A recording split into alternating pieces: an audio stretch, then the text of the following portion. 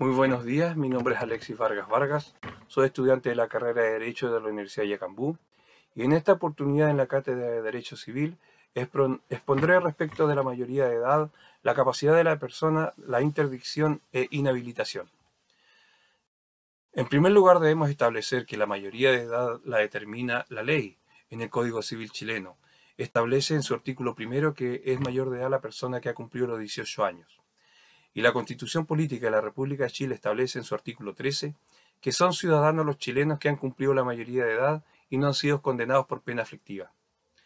En consecuencia, el acto de obtención de ciudadanía trae consigo efectos jurídicos importantes, dado que el mayor de edad es responsable de sus actos civiles y penalmente, así como sujeto de derechos y obligaciones, la libertad de culto, de decidir por sí mismo, de sus actuaciones, de discernimiento, entre otros. Pero ocurre también que dicha libertad de actuación pudiera ser interrumpida por la capacidad de la persona en algún momento. Así debemos entender entonces que la capacidad de la persona la determina su intelecto, su sano juicio. La capacidad es la regla, se presume. La incapacidad es la excepción y hay que probarla. Todos son sanos mientras no se pruebe y demuestre lo contrario ante la ley por sentencia definitiva firme. Lo establece el artículo 1446 del Código Civil de Chile. Resulta necesario distinguir entre la capacidad de goce, que consiste en la actitud de toda persona de ser sujeto de derechos y obligaciones, y la capacidad de ejercicio, que consiste en la idoneidad del sujeto para ejercitar por sí solo, por su propia voluntad. La capacidad jurídica y la declaración de insuficiencia son uno de los elementos más básicos en toda celebración de actos jurídicos. Es mediante ella que se determina la posibilidad de que una persona contrae obligaciones jurídicas, atendido su juicio y capacidad válida de comprensión de los efectos de dichas obligaciones. Es así también para prevenir abusos por parte de terceros que quieran aprovecharse de la falta de juicio de una persona jurídicamente incapaz.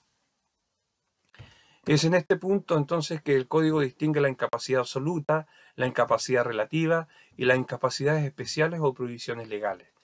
Según lo dispuesto en el artículo 1447, son incapaces absolutos quienes no pueden bajo ninguna circunstancia actuar por sí mismos en la vida jurídica, debiendo siempre actuar representados por tutores. Son absolutamente incapaces los dementes, los impúberes, los sordos o sordomudos que no pueden darse cuenta de un significado evidente. En lo relativo a la demencia, esta consiste en la pérdida de facultades mentales de la persona de tal magnitud que carecen de la aptitud necesaria para dirigir su persona o para administrar sus bienes. Respecto de la demencia, el propio Código regula la declaración de interdicción de quien la sufre en su artículo 456, que dispone lo siguiente: el adulto que se halla en un estado habitual de demencia deberá ser privado de la administración de sus bienes, aunque tenga intervalos lúcidos. Es aquí entonces donde debemos hablar de interdicción. La interdicción es el estado de una persona a quien se ha determinado defectuoso de actos de su vida civil, por tener carencia de un defecto intelectual grave o por poseer una condena. También se le denomina el entredicho, como lo estipula el artículo 393 del Código Civil venezolano. Son sometidos a interdicción los mayores de edad, los menores de edad emancipados y los menores de edad no emancipados siempre y cuando se encuentren en el último año de su menor edad. La interdicción solo opera en los mayores de edad y emancipados, dado que el menor de edad todavía se encuentra bajo la tutela o bajo la patria potestad. Esto quiere decir que es bajo el cuidado y tutela de los padres. El artículo 395 del Código Civil establece que quienes pueden pedir la interdicción son el cónyuge, cualquier pariente del incapaz, en este caso la ley tampoco limita el grado de parentesco, el síndico procurador municipal que se justifica por el interés colectivo de la materia, cualquier persona que tenga interés, como lo pudiera ser también un socio de la persona que está cuestionada, y el juez puede proceder también de oficio a lo que se llama interdicción judicial. Según el artículo 396 del Código Civil venezolano, establece que para declarar la interdicción de una persona, el juez nombrará a 2 expertos, quienes examinarán e interrogarán al indicado, en este caso a la persona de la cual se sospecha un defecto intelectual grave. También se oirá los testimonios de 4 familiares directos o amigos de la familia. Los tipos de interdicción son 2, la interdicción judicial y la interdicción legal. La interdicción judicial se origina por la existencia de un defecto intelectual grave de la persona y es necesario que un juez se pronuncie con el objeto de resguardar su patrimonio y cuidado. Las causas por las cuales se procede a una interdicción judicial son: 1. Que la persona tenga un trastorno mental grave y notorio que altere sus facultades intelectuales, que se refiere básicamente a su inteligencia, voluntad y conciencia. En segundo lugar, que el efecto sea habitual aun cuando existan momentos de lucidez. En tercer lugar, que el individuo sea mayor de edad o emancipado. Los efectos que genera la interdicción son establecidos en el artículo 443 del Código Civil venezolano y son los siguientes. La persona declarada interdicto queda privado del gobierno de su persona y sometido a tutela. El tutor debe cuidar y velar que el entredicho pueda recuperar su capacidad. Para eso deben servir los recursos de sus bienes. Y el juez puede definir la casa o lugar donde se cuidará el entredicho, salvo que el tutor sea el padre o la madre.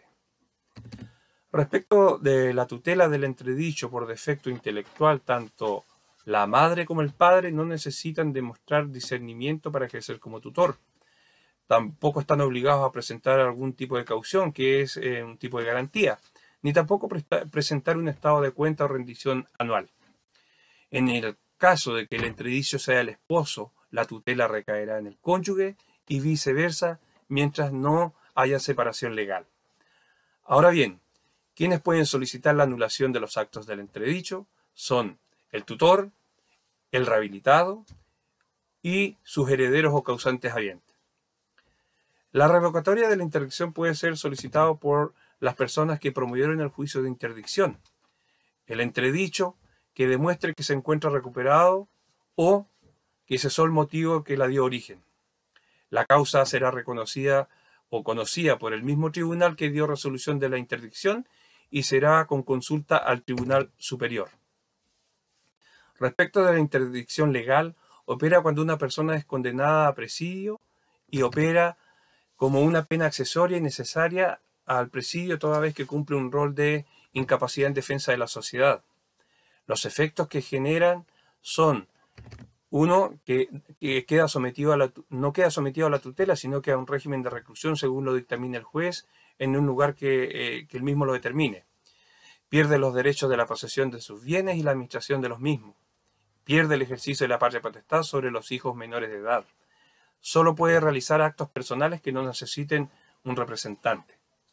La tutela legal se termina con la libertad plena de la persona, sea esta por cumplimiento de la pena o mediante el indulto, que en el caso de Chile es prerrogativa única y exclusiva del presidente en ejercicio. La inhabilitación es una privación limitada de la capacidad de actuación, ya que es un defecto intelectual que no es tan grave como para originar la interdicción, pero que debe ser asistida por un curador. Las causas que dan origen a la incapacidad son 2, que tiene debilidad de entendimiento, pero no es tan grave como para proceder a una interdicción, y la prodigalidad, que quiere decir que es una persona que malgasta sus recursos de manera o forma irresponsable y coloca en peligro su patrimonio. Los efectos que genera la inhabilitación son que la persona no queda privada del libre gobierno de su persona, pero sí a un régimen de asistencia. Su capacidad de negociación está limitada, ya que debe ser asistido por el curador para los actos que tiene permitido. Si se celebra actos el inhábil sin la presencia del curador, estos quedarán nulos. Esta nulidad puede ser solicitada por el curador, el mismo inhábil o sus herederos causantes. No se pueden hacer donaciones con excepción de los que son motivos del matrimonio. El inhábil también puede recibir donaciones, pero siempre y cuando cuente con la autorización del curador. La inhabilidad es judicial y la forma de revocación es de la misma manera cuando haya cesado la causa que le dio origen. Muchas gracias.